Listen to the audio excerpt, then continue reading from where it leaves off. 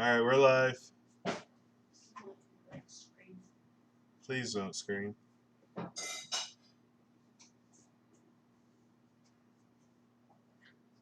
me check everything and make sure everything is up and up. It says we're live.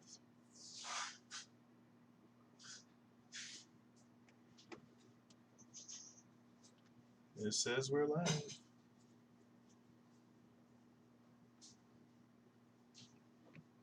How you doing, Cybertron?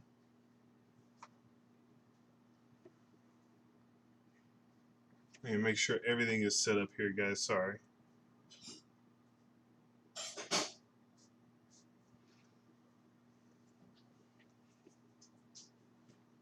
Get my stream back up. There we go. Hey guys, how y'all doing?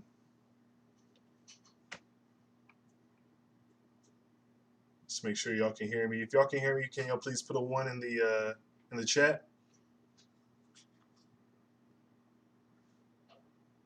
Go over here and get y'all some smoking tongue.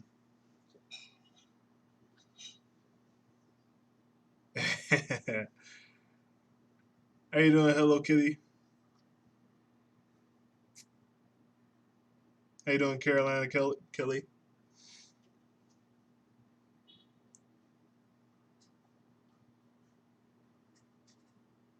So there's at least about a 30-second delay, guys. So a 30-second delay within the live stream.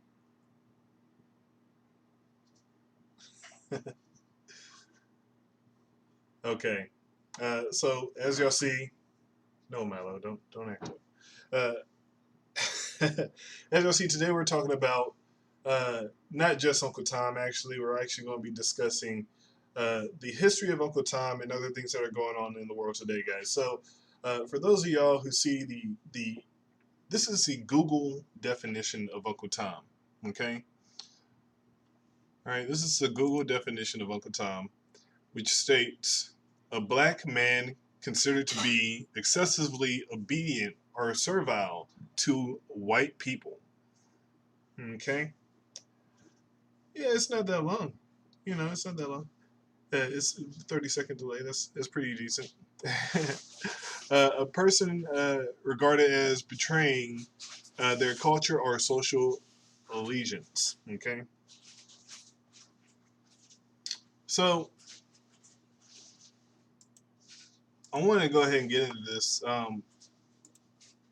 Uncle Tom, the history of Uncle Tom has been completely bastardized. Um, what happened with Uncle Tom is Uncle Tom was actually a slave. Yep, who has a cabin. The original story was Uncle Tom was a slave who would refuse to beat other slaves and who would refuse to beat the women. And say if you were picking cotton and you didn't meet the standards, Uncle Tom would then give you some of his cotton, so that way he may be taking the beating instead of you. So Uncle Tom was actually looking out for those individuals, and uh, the person who you should be calling, the quote unquote Uncle Tom, which has gotten such a bad name and gotten bastardized, is the slave known as Sambo. Sambo was a slave who would do as the master said, you know, who would tell on the other slaves and, get them in trouble so he could go ahead and live in comfort. Okay. So a lot of people now don't understand the history of Uncle Tom. And I kind of want to go ahead and get this change back to a positive message, guys. Uncle Tom. Okay. A lot of people don't understand the actual story of Uncle Tom, that he was actually watching out for slaves. Instead they should go ahead and make the derogatory term Sambo. Okay, because if you call me Uncle Tom, I understand what it really means. I take no offense to it. But if you call me a Sambo, I know that is offensive. I know that you actually know the story of Uncle Tom. So that's just something small we want to get into. Okay. So this leads me into a bunch of several stories today. Okay, guys. So first thing we're going to do is we're going to get into a channel that I've been watching recently. As y'all may have seen earlier, Audit the Audit. Y'all should go check out his channel. It's a great channel. It's a great channel. Let me see here.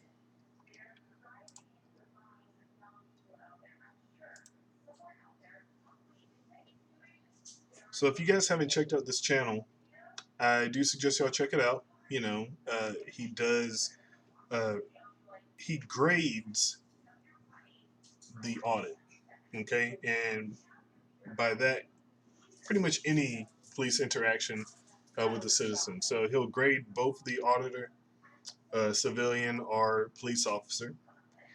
And he's very fair. He's not biased. He does critique evenly, and he will go ahead and, you know, state his piece and exactly let you know exactly what laws the auditor is stating. Okay, so I do recommend you guys check this out because, again, I like to say, if you are going to go ahead and practice, yes, the auditor of auditors, yes, you know, I do suggest y'all check out his channel. Again, I like to say, it's always good to have an opinion, but living in an echo chamber is not good. You know, if we all agree with each other, then there's really anything to disagree with or to learn. So if we always think we're in the right, you know, then we could be spreading a false narrative, guys. So I do recommend checking out his channel. Right now, what we're going to do is we're going to play a little bit of his video here. Just hit play. Welcome to Audit the Audit, where we sort out the who and what and the right and wrong of police interactions. Today's video features a near-perfect audit from the First Amendment Strike Team. Be sure to check out their channel in the description below and give it the credit that it deserves. Let's dive right in and audit the audit.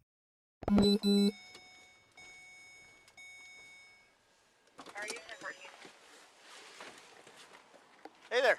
On March 31st, 2018, Officer Romero of the Pueblo Police Department in Colorado made contact with Auditor Sean O'Connell as he was taking pictures of the police department building from a public sidewalk. How are you? Excuse me, sir. What are you doing? Hey. Hey.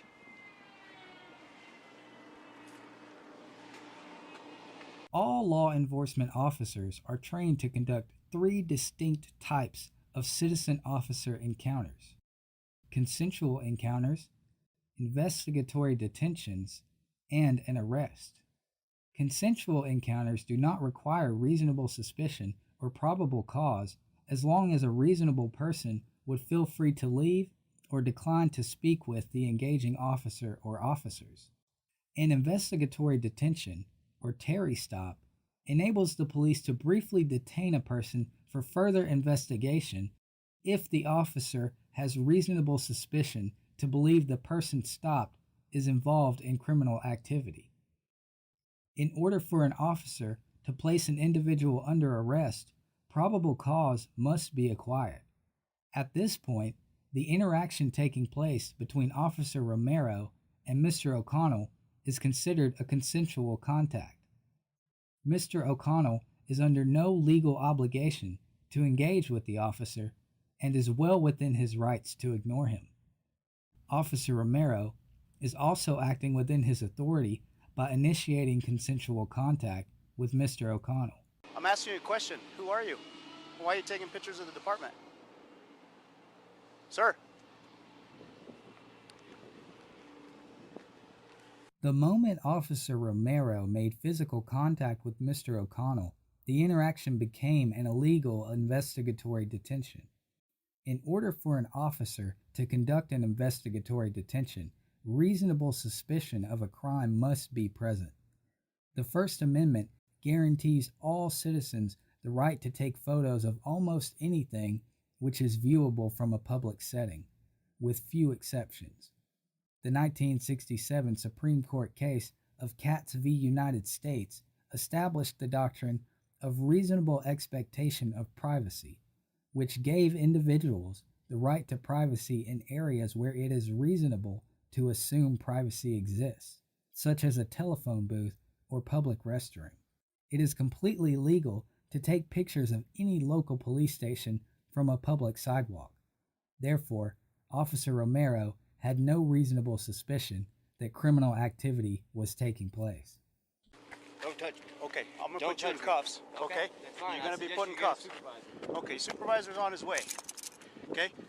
I'm asking you questions Hey here. guys, I'm being arrested right now, being put in cuffs for taking pictures of the police department.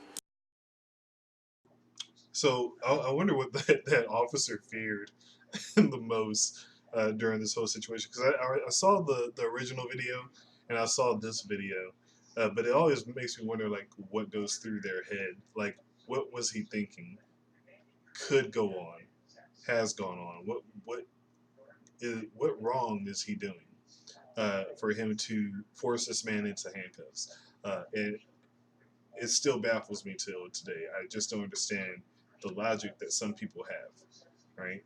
Even if you're a security guard or any other person, if you think you have the right to put your hands on anybody,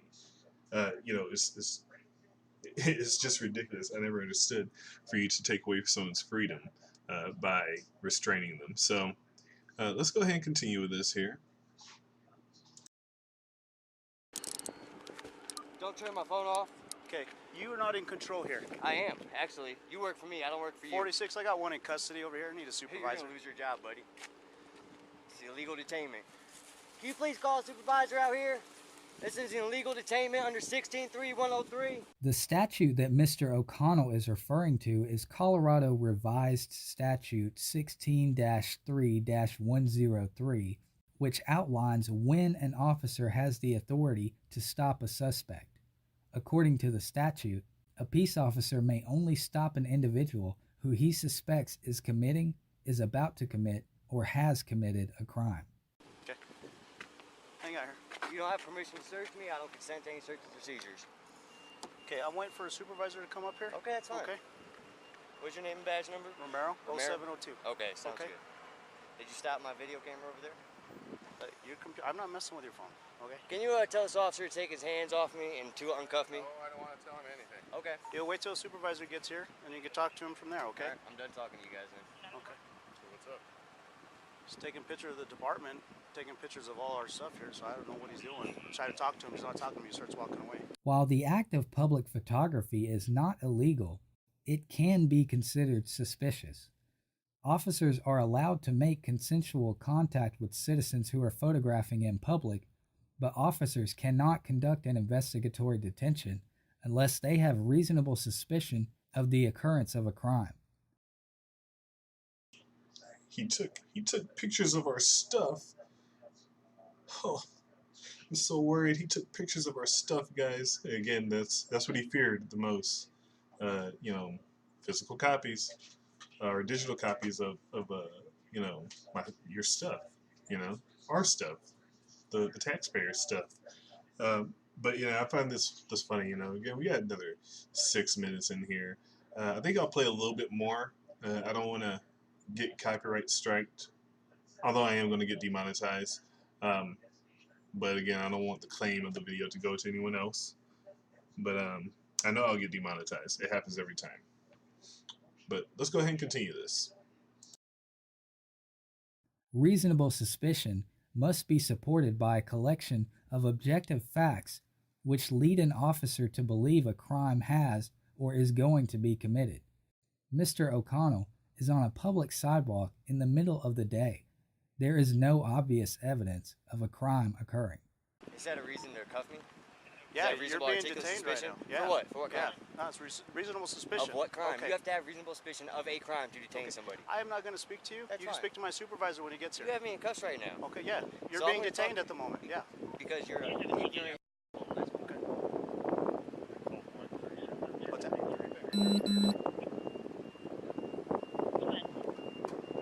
You're wearing your corporal? Yes, sir. Okay.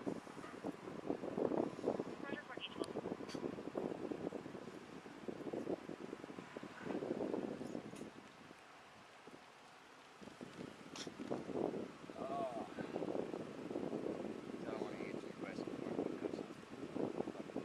We're not asking you questions. What? You didn't ask me any questions? You asked me what I was doing, what I was doing, what I was doing. I chose not to answer you, which I have a right to do. Do I not? I do. Thank you. I hope this doesn't take longer than 20 minutes. Because then it turns into a rest of entertainment.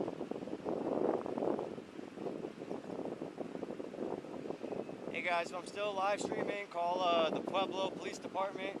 Let them know officers Romero and Waring, something like that, are both detaining me illegally outside the Pueblo Department.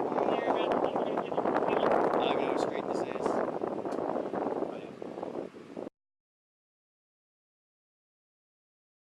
Both your body cam.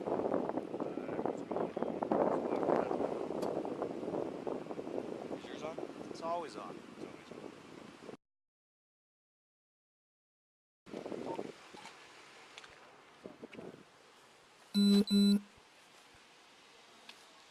So I'm loading up. I'm loading up. This guy's on the corner. I thought he was taking a picture of the eagle on the department. He's like, oh, okay, no big deal. So I start, putting myself in my This is the best part, guys. So he walks past it, and I was like, oh, he's leaving. Can you answer? Can't talk right now, I'm busy. So he starts walking, so I back up, and then he's up next to this corner now taking pictures. Like, what is he doing? Officer Romero admits that the only reason he stopped Mr. O'Connell is because he was taking pictures in public. There was no circumstantial evidence produced to establish reasonable suspicion for the officer to conduct an investigatory detention. So then he comes over, he starts taking pictures. Oh, it looks like he's taking pictures of these signs. I don't know if he's taking pictures of these cars or It's what. part of an organization called the First Amendment Strike Team. Is he? Also, he's trying to see what we're doing. Okay. He has every right to do that. Okay, and that's Best fine. part right here. I don't have an issue. Uncuff him. Uncuff that man now.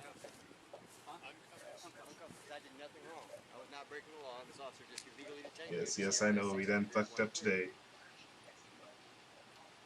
I've seen your video, sir, and I know Okay. exactly what you're talking about. Who am I? First Amendment Strike Team. Okay. I know exactly who you are. Exactly. Um, So you know I'm not out here doing anything illegal. I do. No, nothing. I do.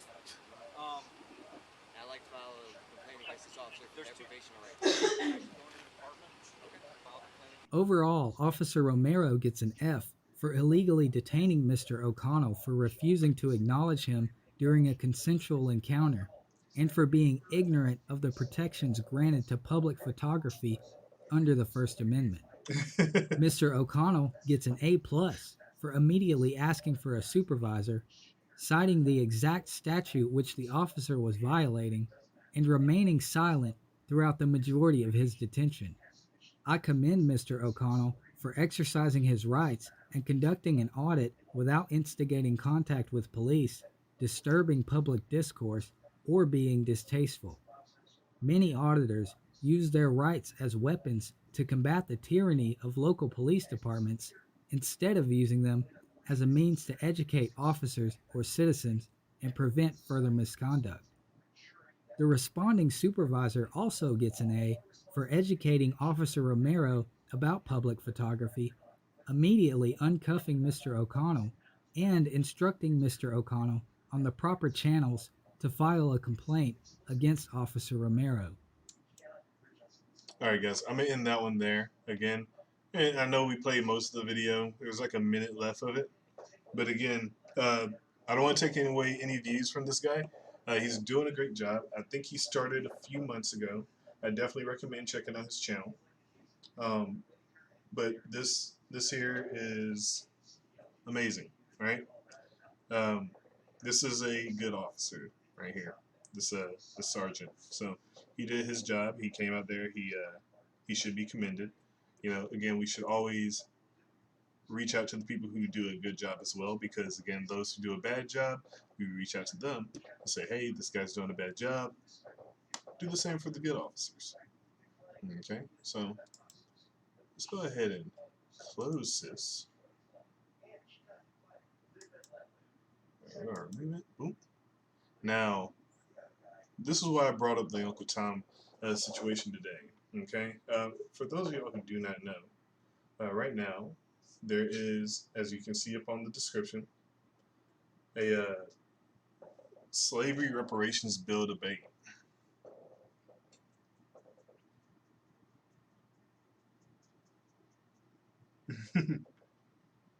So this is why I brought up Uncle Tom, is because uh, me personally, I'm not for the slavery or reparations, bill. I'm not for it. I don't think it's a smart thing to do.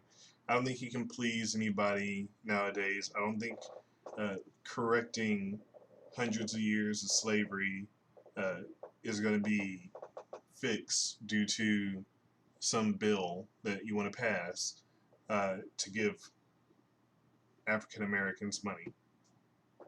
I don't think that's just going to fix anything. It's just going to make things worse, because then, say in another 100 years, there's another bill, or another 200 years from now, there's another bill that says, hey, we need to go ahead and give reparations to these people. So it's a never-ending story. It's one of those things that is undeserved. We don't need that. We weren't slaves, within the last 100 years. Oh, so to me, I don't think we need this bill. And we're gonna play a little bit of it. I actually met Danny Glover. I used to work in fast food, and let me see. Yeah, I met him when I used to work for Popeyes. He's a real cool dude. He's real chill. How you doing, Paul Jackson? How you doing, Oh Shit News?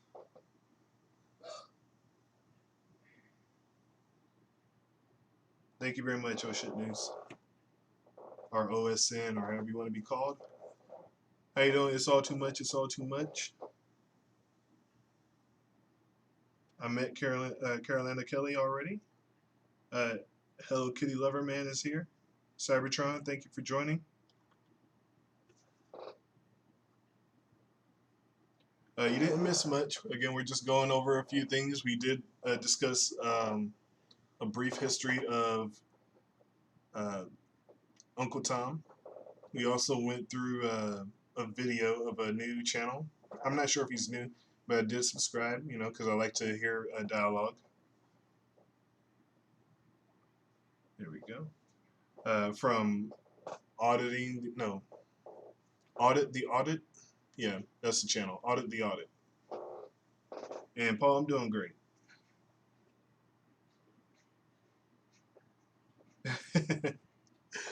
Yes, OSN, we need to see one of your broadcast networks. So I'm gonna play this dialogue here, guys. That way y'all can hear what's going on and hear people's different opinions as to this slavery reparations bill debate. Okay, so Here as the great-grandson of a former slave, Mary Brown, who was freed by the Emancipation Proclamation on January 1st, 1863. I had the fortune of meeting her as a small child.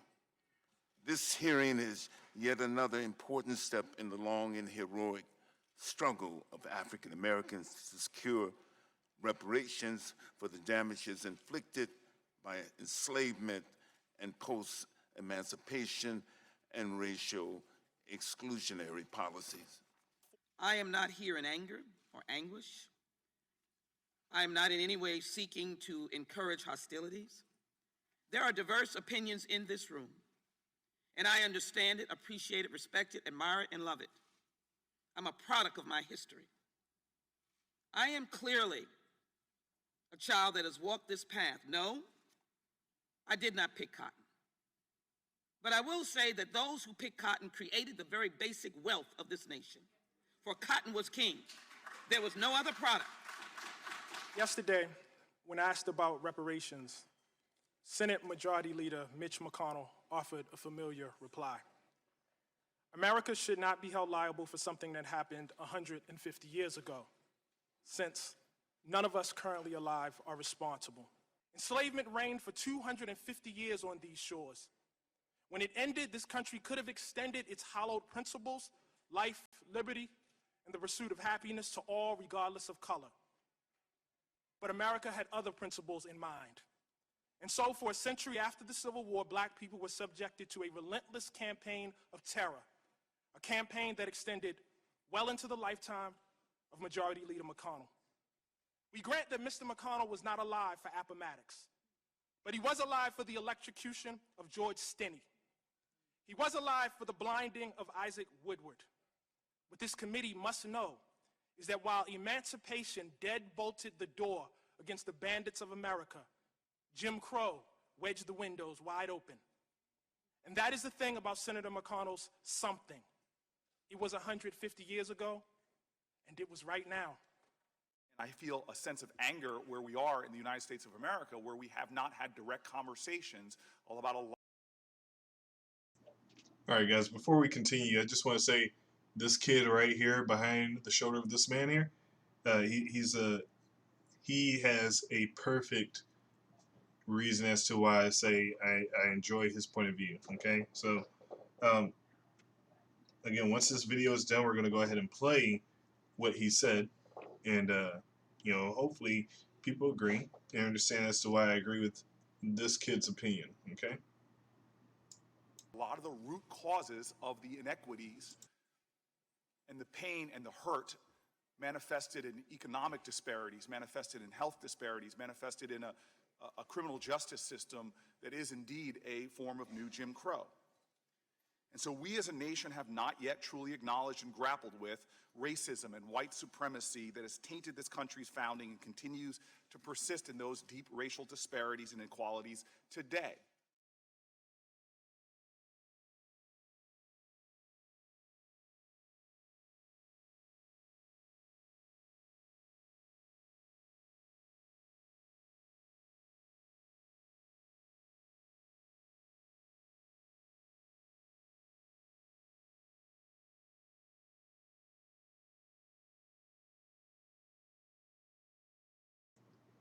It's all too much. It's all too much. You know, that's, you know, if that's happening in the UK, I can't say what's going on in the UK. If there is slavery going on in third world countries, or what I consider a third world country, because, you know, it's not my country, it's third party to me. What I can say is in the US, we do not need reparations. We don't need it. It's not necessary. You know, there's no reason for it. We aren't slaves. We weren't oppressed by, you know, slave masters who whip our back and force us to pick cotton, or, you know, do anything outside of the norm, outside of, you know, working a 9 to 5.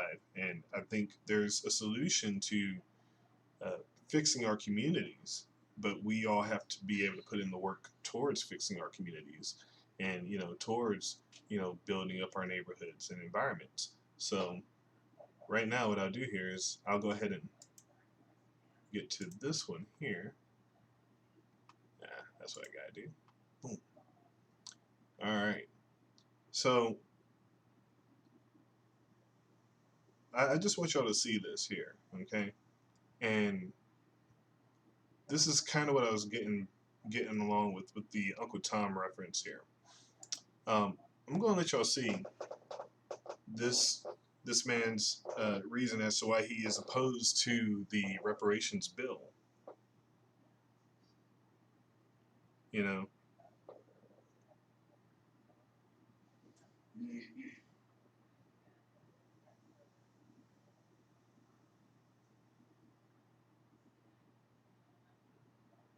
yeah.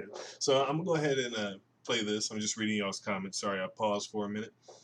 But I'm gonna read y'all's comments while this plays. But I just want y'all to go ahead and listen to this kid's commentary and let y'all hear what's going on. With slave labor, and because of the work of Representatives Jesse Jackson Jr. and Zach Wamp, the new visitor center is named Emancipation Hall in that recognition.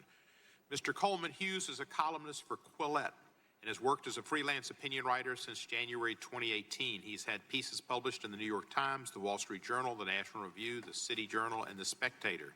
He's studying philosophy at Columbia University And we appreciate your attendance, and you're recognized for 5 minutes, sir.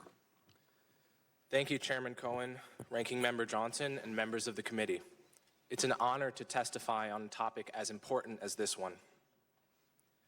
Nothing I'm about to say is meant to minimize the horror and brutality of slavery and Jim Crow.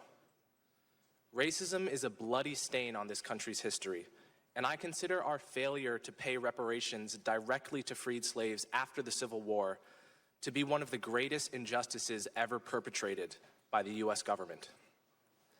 But I worry that our desire to fix the past compromises our ability to fix the present.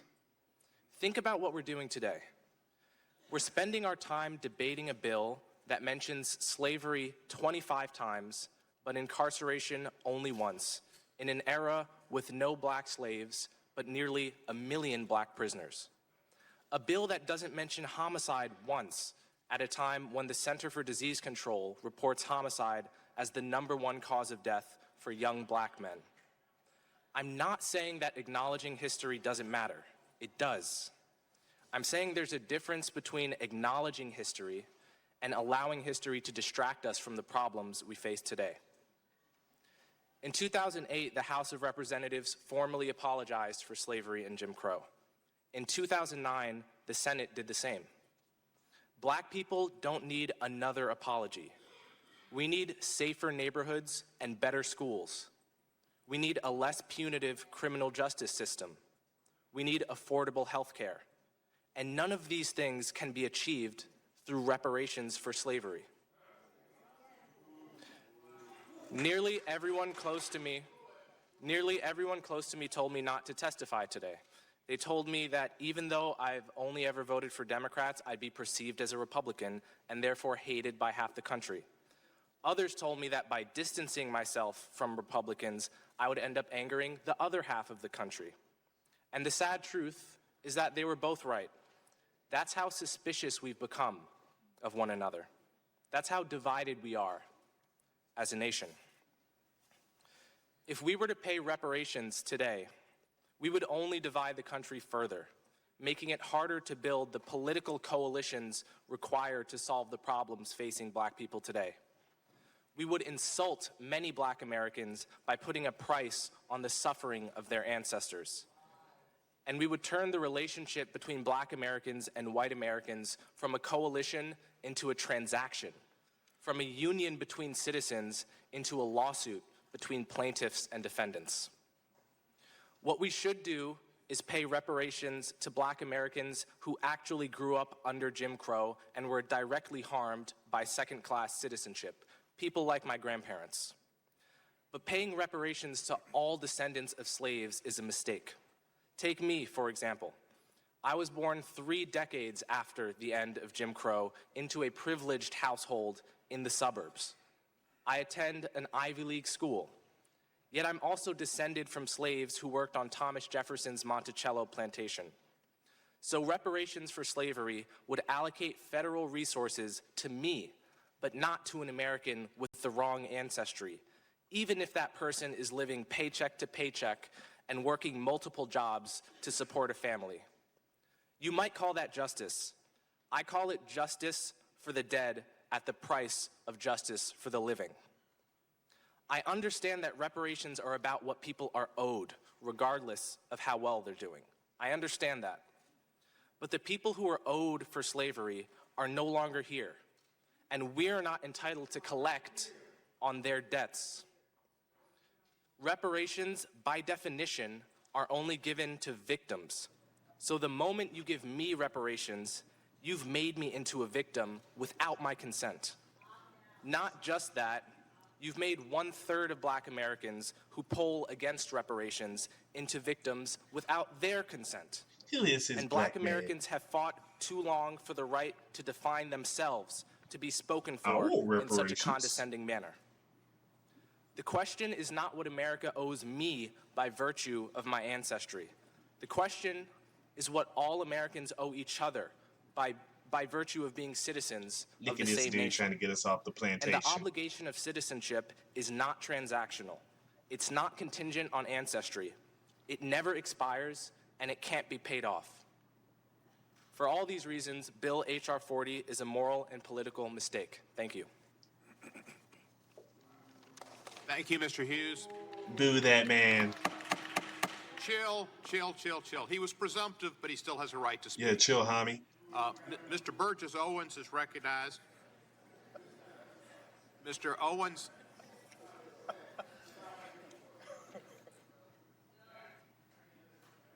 Look at him, avoiding him like the plague now. Just avoiding that man.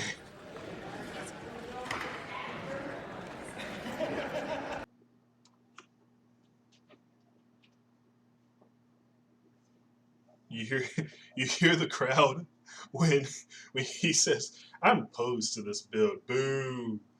Just straight up boo. Just, oh my God, guy, come on, we got free money here, dog. Come on, guy. It's free money for life, homie. Come on, man. Yeah, the chill. Oh my God. How you doing, Huckleberry Otter?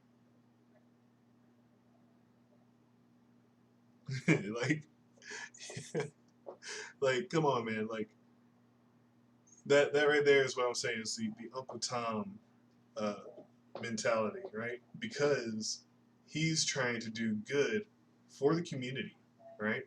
He's trying to do good for the community, but of course, not everybody sees it. They see him as a Sambo, right? They see him as a Sambo, as a guy who's trying to take away from them. But no, he's trying to empower them. He's trying to go ahead and get their community strong. What helps the community get strong? By building within the community and, building outwards, building a community outwards, expanding your community. You can't just have the same mindset. You can't have the same mindset. And that's what I tell everybody. It's like everybody wants an auditor to have the same mindset. Everybody wants a cop, or says a cop has the same mindset. They don't. We're all individuals. We are individual people. And some people don't want that free money because, as he said, it'll make you an involuntary victim, which I do believe. I believe that's what it is. You're an involuntary victim, right? If you are forced to take that money or take those reparations. Now, everybody likes free money. I like free money. I love money. Money is my favorite, right? But again, as if I was to get free money off the aspects of, well, your great great great great great great granddaddy was a slave and he was owned by your great great great great great great great grandpappy, so I want money now. I know I wasn't affected by it. I know I have a decent house, decent car, and I never picked cotton in my life. But the thing is you didn't earn it. Okay, and the families that did earn it, or the people who did earn it are already gone. And some of those who are still living, a very few, if they were to get it, I'd say that's fine. And, decide to go ahead and, pass it on to their grandchildren or whoever, I think that's fine, or donate it, whatever you want to do. But for people to say, that we deserve this money, I don't get it. Let me read your comment here, buddy.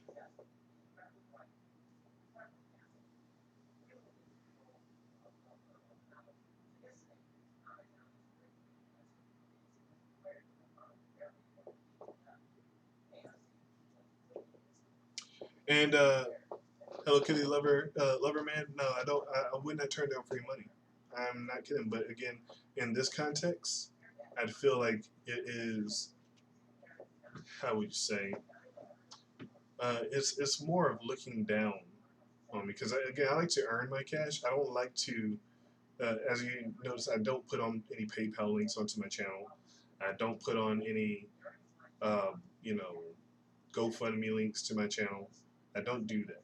And the reason why I don't do that is because I put on links where you can purchase something. Because I feel if you are to purchase something and get something in return, it's not me begging for cash or receiving a charity. Now, if I did have a charity listed in the chat today, that'd be great. Okay, because y'all can donate to that charity. But again, for me as myself, I do not like to receive just money out of the blue that I feel is unearned, and I feel like it's a charity case, So I don't like to receive money like that. I like to earn my cash. I like to actually go ahead and work hard for my cash, and I feel a lot more proud of myself whenever I earn my keep.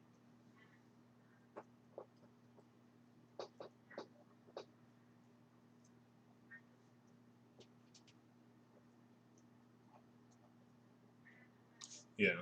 So again, guys, I wanted to show you guys that. I wanted to go ahead and show you guys all that, and just let y'all see how crazy the world is getting, guys. It's getting crazy. It's getting crazy. Let me close up this scene here. That's pretty much it for that video. That one guy, chill, chill, chill.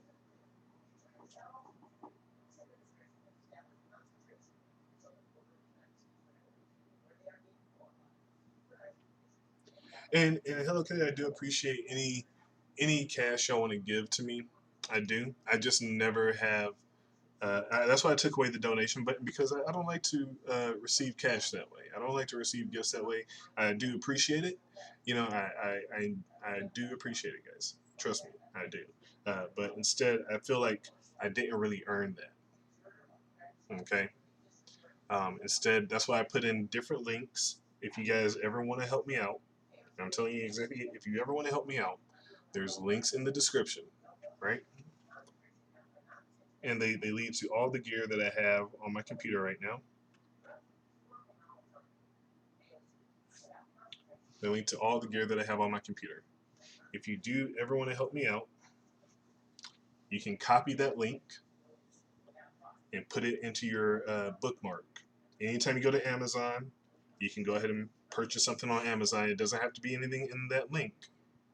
It just has to be something off Amazon, and that'll help me out. Okay. And you're right. There's nothing wrong with asking for cash.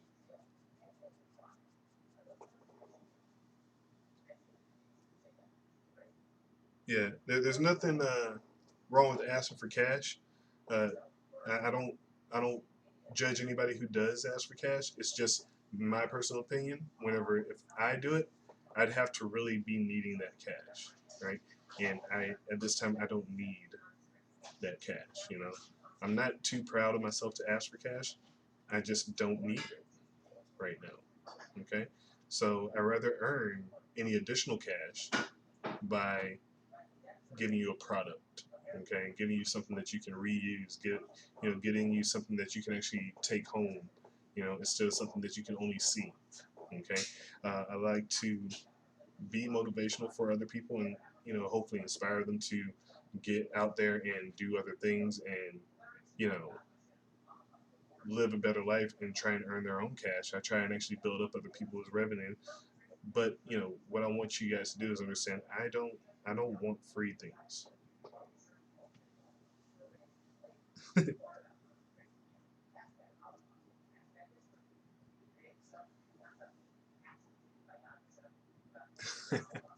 Well, anyway, guys, I do appreciate it. And like I always say, I'm going to get demonetized now. I am. I'm ready to get demonetized. We do it all day, every day. Anytime I go live stream, I get demonetized. So let's go ahead and get demonetized today. We're not going to stop the tradition now. I got a perfect song for you guys. We're going to play it out and cut this stream off, guys. So let me do this here. Let me get rid of this here. We don't need that. We don't need that. We're going to get rid of this ugly mug right here.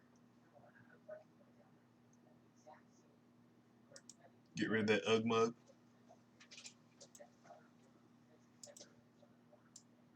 Here, let's move this over here. Hold on, let's shrink that down just a tad.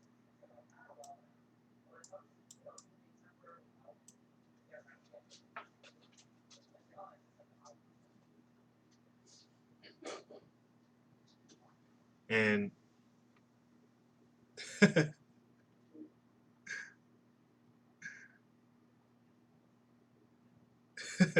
Paul, I'm gonna send you that onesie. Hold on, let me go ahead and show y'all guys this onesie real quick. Hold on. Hold on. Hold on, guys. There we go. That's right, guys. We're Thunder Buddies for life, guys.